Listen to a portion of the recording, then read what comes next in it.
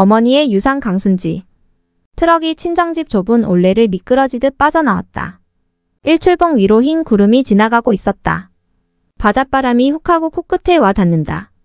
코끝에서 폐속까지 바다 냄새로 출렁인다. 바다와 모래밭은 여름날의 놀이터였다. 친구들과 까맣게 그을릴 때까지 바닷물 속에서 자맥질하던 기억이 물결 따라 일렁인다.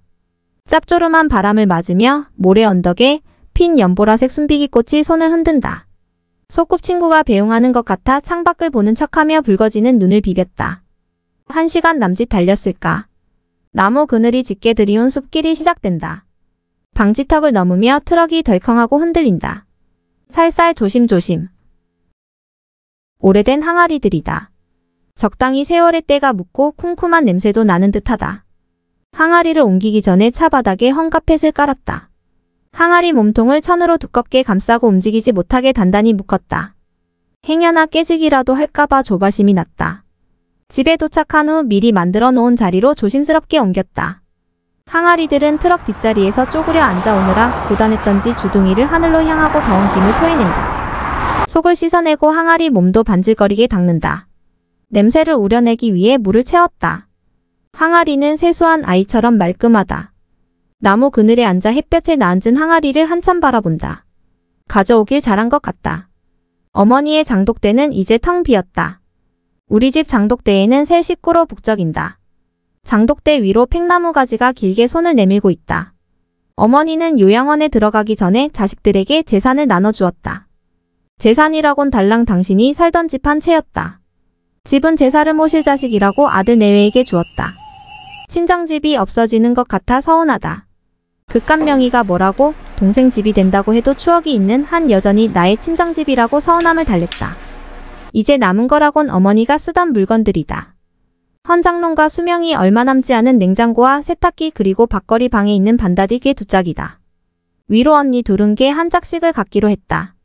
언니들은 어머니가 지녔던 물건이 하나도 없으면 나중에 섭섭할 것 같다고 낡은 개를 하나씩 끌어안는다. 개 속은 투박하고 어수룩하게 산 어머니의 모습처럼 여기저기 흠집투성이다. 속을 바른 한지가 군데군데 찢기고 누렇게 변했다. 개는 옷장이며 보석 상자였다. 어머니는 옷을 싼 보자기를 계절마다 풀고 묶고를 반복했다. 지금은 보자기 속의 옷을 거의 버리고 두꺼운 스웨터 두어 벌만 빨간 보자기에 쌓여 추운 겨울을 기다린다. 서랍에는 딸들의 초등학교 졸업사진과 오래전 군대 간 아들이 보낸 편지와 누렇게 바랜 유체 재배 계약서가 있다. 어머니는 흐린 눈을 비비며 자식의 얼굴을 찾아 졸업사진 속을 더듬었을지도 모르겠다. 백열등 아래서 점자를 읽듯 자식의 시간을 헤아렸을까. 보고 싶은 어머니로 시작하는 아들의 편지는 베개 밑에 뒀다가 아들이 제대한 후에야 꽤 안에 고이 접어두었을 테다. 기한이 지난 유체 재배 계약서는 오래전에 버려야 했다. 그를 모르는 어머니는 계약서 봉투를 몇 번이나 열었다 다시 제자리에 넣었을 것이다. 그러다 전당포에 맡겨두고 찾지 않은 물건처럼 잊었으리라.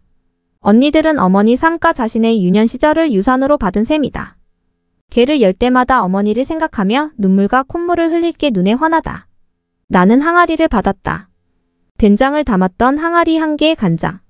항아리 한 개의 몸통이 갸름하게 생긴 것과 작은 단지들까지 모두 5개다. 갸름하고 손잡이가 있는 항아리에는 금이 간 자리에 알루미늄 호일을 일회용 밴드처럼 붙여놓았다. 항아리 빈속에 지푸라기가 거미줄에 붙어 대롱거린다. 아이고 이젠 이것도 그만해 사키여. 손자국이 힘들다. 몇 해 전 된장 가르던 날 어머니는 폐업을 선언했다. 어머니 나이 80 중반이었다. 발자국을 내놓을 때마다 오르막을 오르는 고물 자동차처럼 위태로웠던 터라 이상할 일도 아니었다. 자식들에게 김치며 된장, 간장을 싸서 보내는 게 낙이었던 분이다. 포기하는 일은 많아지고 누군가의 도움이 필요한 나이가 되었다. 어머니를 위로하고 싶은 마음에 항아리를 주면 농사지은 콩으로 장을 담아 먹겠노라고 달콤한 공약을 했다. 장을 담아본 적도 없는데 항아리를 달라고 했다. 항아리를 가지고 와도 하루아침에 장을 만들 재간도 없으면서 무슨 배짱이었는지 모르겠다. 한편으론 장 만드는 것이 뭐 그리 어려운 게 있을까 싶기도 했다. 항아리를 끌어안고 보니 덜컥 겁이 난다. 무겁고 조심스럽고 자칫하면 자리만 차지할 이 물건을 어쩌면 좋을까. 올봄엔 비가 많이 와서 제대로 콩 수확을 기대하긴 어렵게 되었다. 미리 사둔 소금만 6포대다. 이 일을 어쩐담. 항아리를 두드리면 퉁퉁 배고른 소리를 낸다. 이 속을 무엇으로 다 채울까? 항아리들은 아직도 어머니의 부지런한 손길과 맛있는 장맛을 기다리고 있으리라. 항아리의 배를 쓸고 등을 어루만지며 생각한다. 어머니의 장맛을 흉내내는 건 어림도 없겠지. 에라 모르겠다. 항아리에 어디 장만 담으란 법이 있나. 콩이나 보리도 담고 미역도 담아두고 주둥이 넓은 것에는 소금도 담아두련다. 예전엔 곱창에 곡식을 담아두던 배불뚝이 항아리도 있었고 부엌에는 물항아리도 있었다. 쓰임이 다양하니 천덕꾸러기는 안 될 것이다. 그러다 약속대로 장을 담아봐도 좋겠다. 어머니가 장을 만들 때 곁에서 도와왔으니 쉬배어지지 않을까. 어머니의 푸근한 허리를 감싸듯 항아리를 안는다. 항아리 속에 담기고 퍼냈을 것들을 생각한다. 어깨에 짊어진 가족의 생계, 밭으로 바다로 내딛는 숨찬 걸음걸음, 가슴을 치는 서름과 남몰래 흘린 눈물. 그리고 자식들이 잘 살아가길 바라는 기도가 섞인 어머니의 시간을 안는다. 유산 속에는 남긴 자의 삶이 녹아있다. 땀과 눈물과 한숨과 한때는 보람이었던 것, 간절히 바랐던 것들의 이야기가 지층처럼 켜켜이 쌓여있다. 물건에는 저마다의 이야기가 있다. 물건 속에서 이야기를 찾고 이야기 속에서 삶의 흔적을 찾는다. 유산은 유형과 무형으로 전해진다. 항아리들이 멀리 떠나온 날 저녁 해가 장독대 위로 조용히 내려앉는다.